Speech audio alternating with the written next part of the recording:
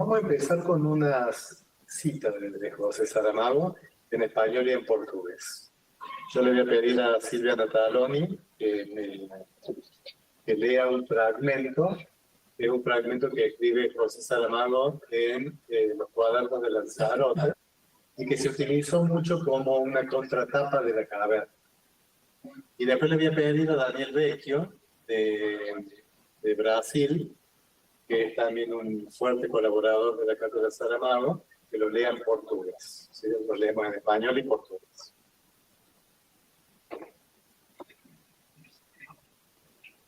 Desencanto. Todos los días desaparecen especies animales y vegetales, idiomas, oficios.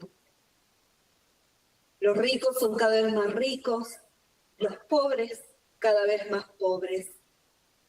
Cada día hay una minoría que sabe más y una mayoría que sabe menos. La ignorancia se expande de forma aterradora. Tenemos un gravísimo problema en la redistribución de la riqueza. La explotación ha llegado a extremos diabólicos. Las multinacionales dominan el mundo. No sé si son las sombras o las imágenes las que nos ocultan la realidad. Podemos discutir sobre el tema infinitamente. Lo cierto es que hemos perdido capacidad crítica para analizar lo que pasa en el mundo. De ahí que parezca que estamos encerrados en la caverna de Platón. Abandonamos nuestra responsabilidad de pensar, de actuar. Nos convertimos en seres inertes, sin la capacidad de indignación, de inconformismo y de protesta que nos caracterizó durante muchos años. Estamos llegando al fin de una civilización y no me gusta la que se anuncie. El neoliberalismo, en mi opinión, es un nuevo totalitarismo disfrazado de democracia, de la que no se mantienen nada más que las apariencias. El centro comercial es el símbolo de ese nuevo mundo. Pero hay otro pequeño mundo que desaparece, el de las pequeñas industrias y de la artesanía. Está claro que todo tiene que morir, pero hay gente que mientras vive tiende a construir su propia felicidad. Y esos son eliminados. Pierden la batalla por la supervivencia. No soportan vivir según las reglas del sistema. Se van como vencidos, pero con la dignidad intacta. Simplemente diciendo que se retiran porque no quieren este mundo. José Saramago. Gracias, Silvia. Escuchamos a Daniel. Todos os dias desaparecem espécies animais e vegetais, idiomas, ofícios. Os ricos são cada vez mais ricos e os pobres cada vez mais pobres. Cada dia há uma minoria que sabe mais e uma minoria que sabe menos. A ignorância expande-se de forma aterradora. Temos um gravíssimo problema na redistribuição da riqueza. A exploração chegou a requintes diabólicos. As multinacionais dominam o mundo. Não sei se são as sombras ou as imagens que nos ocultam a realidade. Podemos discutir sobre o tema infinitamente. O certo é que perdemos capacidade crítica para analisar o que se passa no mundo. Daí que pareça que estamos encerrados na caverna de Platão. Abandonamos a nossa responsabilidade de pensar, de atuar. Convertemo-nos em seres inertes, sem a capacidade de indignação, de inconformismo e de protesto que nos caracterizou durante muitos anos. Estamos a chegar ao fim de uma civilização e não gosto do que se anuncia. O neoliberalismo, em minha opinião, é um novo totalitarismo disfarçado de democracia, da qual não mantém mais que as aparências. O centro comercial é o símbolo desse novo mundo. Mas há outro pequeno mundo que desaparece, das pequenas indústrias e do artesanato. Está claro que tudo tem de morrer, mas há gente que, enquanto vive, têm a construir a sua própria felicidade. E esses são eliminados. Perdem a batalha pela sobrevivência. Não suportaram viver segundo as regras do sistema. Vão-se como vencidos, mas com a dignidade intacta, simplesmente dizendo que se retiram porque não querem este mundo. José Saramago. Vamos a empezar la reflexión, vamos a ir desde lo más abstracto hasta lo más concreto. Yo traje un texto de Alain Badiou, filósofo francés. El texto se llama Pequeño Manual de Inestética. Es un texto que yo lo estaba leyendo porque me interesa mucho el abordaje que hace Alain Badiou de algunas cuestiones ligadas a la filosofía contemporánea. Y yo extraje 3 párrafos, que son los que están exhibidos ahí en la pantalla. 2 párrafos son simultáneos y después hay unos puntos suspensivos y continúa un tercer párrafo. Lo vamos a leer. Dice así. Tomemos como definición provisoria de la modernidad filosófica la consigna de Nietzsche asumida por Deleuze. Inversión del Platón. Digamos con Nietzsche que todo el esfuerzo del siglo es curar la enfermedad platónica. No cabe ninguna duda de que esta consigna organiza una convergencia de las tendencias heteróclitas de la filosofía contemporánea. El antiplatonismo es, en sentido estricto, el lugar común de nuestra época. Y la cita que es posterior dice así. Así se explica hasta qué punto, sea cual fuere la dirección en la que la modernidad filosófica busca sus referencias, encontramos el estigma obligado de la inversión de Platón. Bueno, puede resultar un poquito densa para quienes no están habilitados, no están acostumbrados a la lectura filosófica, pero es un breve texto que interpela bastante. Porque dice que la definición provisoria de la modernidad filosófica es la inversión del platonismo, o lo que uno podría llamar el antiplatonismo. Y esto tiene que ver con un elemento interesante de nuestra civilización moderna,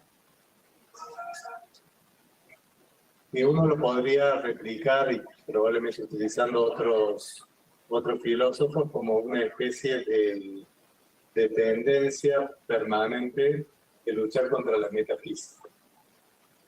Pero no la metafísica entendida ya lejos como lo entendía Nietzsche con la idea de que Dios ha muerto. Es decir, cuando Dios muere de alguna manera la metafísica, que muere, digamos, ese universo como superior. A mí me genera como mucha curiosidad porque uno siempre como que tiende a verlo como 2 dimensiones. Cuando uno piensa el mundo de las ideas platónicas, lo ve más o menos como el cielo y la tierra, ¿no? O sea, uno se imagina que el mundo de las ideas está allá arriba y el mundo, digamos, el mundo terrenal está acá abajo, ¿no? Un poco el cristianismo también realiza eso, ¿no? O sea, con esta oposición entre el cielo y la tierra. El problema es que cuando muere Dios, según Nietzsche, cae la figura de Dios y esta figura que era regente del universo, pero el tema es que empieza a ser reemplazada por otras cosas. Y ese es el problema, digamos, de la filosofía contemporánea, de que nosotros no podemos dar por finiquitar la metafísica. Es decir, siempre necesitamos ubicar algo en ese lugar.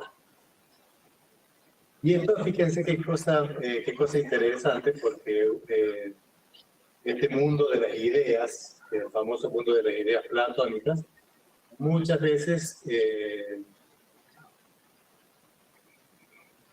tiene que ver con ciertas verdades que nosotros elevamos a una categoría superior. Por ejemplo, pongamos un caso, por ejemplo, el dinero. Si nosotros ponemos al dinero como un elemento superior y lo colocamos allá arriba y es el regente de nuestras vidas, esto estamos como haciendo de nuevo una búsqueda metafísica, pues más terrenalizada, si se quiere, pero estamos como colocando en ese lugar que dejó vacante la figura del Dios muerto, estamos colocando una esfera de valor. Bueno, no fue también la racionalidad, puede ser el orden, pero también a mí lo que me llama la atención en este predominio de discursos que hoy nosotros escuchamos, pensemos, por ejemplo, para no pensar, pensemos, por ejemplo, sí, en el caso de Estados Unidos, por ejemplo, con Trump. Pensemos también en nuestro presidente argentino, cómo eleva determinadas categorías y que las va como marcando como categorías a las que pondera casi metafísicamente. Ejemplo, libertad. O sea, lo que queremos, las ideas de la libertad. Esa es una frase que ahora se escucha mucho, lo que creemos en la idea de la libertad. Y precisamente el esfuerzo, porque es el esfuerzo de la filosofía, es precisamente ser antiplato. Esto es lo que a mí me seduce del pensamiento de Badiou. O sea, es como que no podemos seguir permitiéndonos, o sea, como que la filosofía tiene que ir a contrapelo de ese discurso que instaure como verdad. Porque, ¿qué sucede? Y que lo vemos también, y que lo observamos a veces, por ejemplo, cuando se habla de los discursos económicos, ¿no? Tenemos que ajustarnos al sistema, es lo que hace todo el mundo, ¿no? O sea, la inflación es la emisión permanente, eso lo dicen todos. Tenemos que ser como los países modernos, como los países contemporáneos, o sea, es como que siempre está elevada a categoría y nosotros tenemos que adaptarnos a ese mundo de las ideas, ¿no? O sea, las ideas rigen, si son más colectivizadas, mejor, o sea, en el sentido de que más compartidas con otros países, y nosotros lo que tenemos que hacer es acomodar la realidad a ese mundo de las ideas. ¿Sí? Eso por un lado. Lo dejo ahí provisoriamente, ya lo retomo, pero quería señalar un segundo texto, y iba leyendo casi paralelamente cuando leía los textos de Badiou, y que es un texto de Saramago, en una entrevista que le da al periodista argentino Jorge Alperín. Texto fue publicado con el nombre de Soy un comunista hormonal, Saramago, Soy un comunista hormonal, y el fragmento que voy a leer dice así: digamos que nadie elige un título con semejante carga mítica si su trabajo no tiene que ver con la caverna de Platón. Pero mi novela no trata tanto sobre el mundo de las apariencias, sino sobre el mundo real de nuestra época, que se volvió aparente. Platón lo escribió hace 2300 años, y yo creo que nunca se ha vivido en la caverna de Platón como ahora. Lo voy a leer completo, ahí está fragmentado, pero lo voy a leer entero. Dice, este es un momento en que todo se volvió virtual. El dinero, la realidad que nos enseña la televisión, donde una hambruna o un genocidio son seguidos de desfiles de modas. O sea, un mundo de información que se va vaciando de centro. Hay, como en la caverna de Platón, personas atadas mirando un mueble en la pared, sin mover la cabeza a uno u otro lado, mirando sombras. Es muy seductor escuchar este texto de Saramago en una entrevista que se hace en el año 2002, porque él ya introduce el concepto de la virtualidad. Todavía no estábamos muy acostumbrados a escucharlo, pero que tiene como una lógica, porque tiene la lógica de la abstracción, ¿no? Es decir, la virtualidad es algo que precisamente se escapa a la materialidad, ¿no? Y me parece que esa es una de las líneas fuerzas que tiene este texto. Cuando uno lee, porque la pregunta que uno se hace es la siguiente: pero si Saramago decide trabajar la caverna de Platón, entonces Saramago es realmente como los filósofos que menciona Badiou, un antiplatonista, ante una inversión del platonismo, o Saramago es un Platón. Si la verdad tuviéramos tiempo para debatir esto, estaría interesantísimo para escuchar las diferentes opiniones, ¿no? Pero no tenemos tiempo para eso, la voy a resolver fácilmente diciendo que lo más ¿cómo? Estaba por decir lo que hablábamos con Fernanda, que dentro de un par de encuentros va a venir Jaime y va a tratar este tema seguramente. Está el amigo Jaime conectado.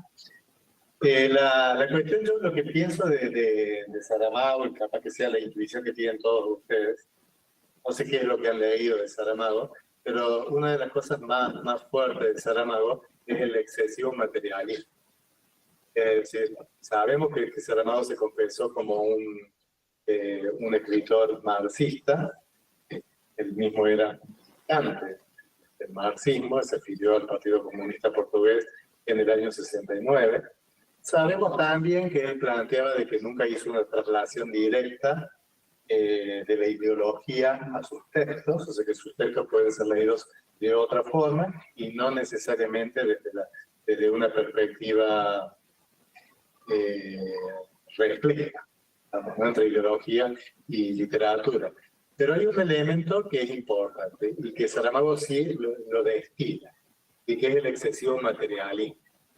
Por ahí viene la inversión, lo que yo entiendo que es la inversión del platonismo, ¿no? Porque voy a poner 2 o 3 ejemplos para que se den datos. Voy a poner 2 para no aburrir. El primero podría ser lo que pasó, por ejemplo, en el año 1986, que le escribe La Balsa de Piedra. La Balsa de Piedra, o sea, el contexto inmediato que existía, era la formación de la Comunidad Económica Europea. Ese era el marco teórico, ese era el mundo de las ideas que dominaba, digamos, ¿no? Y al que todos debían escribir. Saramago como un europeo y los países que formaban Europa debían adscribir a esto. Esto era como una especie de entelequia, pero considerada como un elemento abstracto al que todos debíamos dar como razón. Saramago, por supuesto, se enfrenta a esto. Saramago no coincide con esa posición. Y no hace un planteo teórico para refutar. ¿Qué es lo que hace en la novela? Decide provocar una explosión en los Pirineos, que se quiebre la península ibérica y se separe del resto de la Europa y que empiece a navegar como una balsa de piedra. Es decir, en todo momento el razonamiento no pasa por la especulación teórica. Y eso no lo vamos a encontrar en Saramago. O sea, no hay eso. No existe la especulación. Él muchas veces lo explicaba como de que escribía novelas porque no sabía escribir ensayos. Es probable que él lo sienta como una deficiencia a eso. Pero en realidad, desde una lectura como la que podemos potenciar, uno lo lee como un elemento material. Es decir, lo baja a la tierra. Esa pugna, que es lo que uno observa permanentemente entre el arriba y el abajo, entre el mundo de las ideas y la realidad, es la que yo veo que él, donde veo que él se apoya en el dispositivo platónico, se apoya en el mito, construye el mito, pero en realidad es antiplatón. Es claramente antiplatón. Y en La Caverna lo muestra de un modo muy especial, porque él no ha, o sea, hay sobre el final, cuando se reconoce la caverna en el piso 05, una charla que tiene Cipriano Algor con el yerno, y que le dice, ¿sabes qué es esto? Y él le dice, sí, algo sé, he leído algo. O sea, que intuye, digamos, la existencia del mito de la caverna. Pero ¿qué hace Saramago? ¿Lo especula? No, lo pone, lo materializa. Es decir, la caverna platónica existe, está en el piso 05 de determinada ciudad en que se encontraron todos los restos, los cadáveres, todos los seres petrificados. Ese es como el esfuerzo materialista en todo. Por eso yo digo que él claramente no adoctrina en el sentido de una literatura que podría ser como una literatura prorrusa, digamos, de alguna manera, sino que él, pero no puede escapar al tema de la materialización. Y en estos días en que nosotros los argentinos hemos vivido una de las pérdidas significativas, que es la del Papa, más allá digamos, de la cuestión de las creencias o de las no creencias, el Papa ha tenido contribuciones muy honestas y muy significativas, digamos, desde el punto de vista del plano social. Hay frases de él que son realmente muy recuperables. Y una de las frases que mantuvo en una última entrevista que le dio a un periodista también argentino, que era del diario La Nación, me puedo acordar ahora el nombre, pero en esa entrevista, sobre el final, él está hablando sobre aspectos de la realidad argentina y él añade una frase que yo la recuperé porque me encantó, que me parece la síntesis absoluta, que dice: la realidad es más importante que la idea. La realidad es más importante que la idea. Fíjense que ahí está la dialéctica clara, ¿no? La realidad es más importante que la idea. Yo me parece que esa mirada, a mí me pareció que simplificaba todo, unía esto que yo especulaba en relación a Badiou y a Saramago, ¿no? O sea, la realidad es más importante que la idea. ¿Y por qué lo leo? ¿Por qué me interesa? ¿Por qué lo traigo a colación en este contexto de aquí? Porque cuando La Caverna llega, La Caverna se publica en el otoño europeo del año 2000. Así lo dice José Saramago en los cuadernos de Lanzarote. Y si seguimos lo que dijo Pilar, de que se publica de manera simultánea, quiere decir que se publica en español también en la primavera, sería nuestra primavera en Argentina, digamos la primavera del año 2000. Pero vamos a suponer que todavía no llegó un momento de gran distribución. Se habrá distribuido en el año 2001. ¿Qué año? ¿Qué año? El año 2001, ¿no? O sea, y ya estábamos, digamos, habíamos pasado la década del 90. Cuando ese libro llega, a diferencia de otros libros en que cuesta quizás más encontrar otro tipo de referencias, hay un libro bellísimo, como por ejemplo El año de la muerte de Ricardo Reis, incorpora la figura de Fernando Pessoa, es un librazo, pero es un libro que como que exige como ciertos talentos intelectuales para poder leerlo, porque hay que conocer quién es Peto, quién son los heterónimos, etc. Pero este libro, no, yo lo tomo así, como que el libro no funcionó como un tratado teórico sobre el neoliberalismo, sino como un manual de funcionar, como un libro de manual de instrucciones. Es decir, uno empezó a entender cómo era el dispositivo de ese neoliberalismo que habíamos vivido nosotros durante la década del 90. Y le empezó a poner como ubicar, digamos, en las coordenadas de nuestra historia. Y esa idea de que el libro pueda funcionar como un manual de instrucciones, a mí me parece que de alguna manera corrobora esta idea de que la realidad es más importante que la idea. Entonces el libro ayuda a leer la realidad. El libro ayudó, y yo creo que por eso ese libro, digamos, amerita un homenaje, porque nosotros tendríamos que ver hoy, digamos, ante una realidad exactamente opuesta a aquella, porque en aquel momento se exorcizaba un liberalismo que fue, ahora hay un liberalismo que se está como recreando. ¿Cuál será el papel que juega La Caverna en ese nuevo mundo?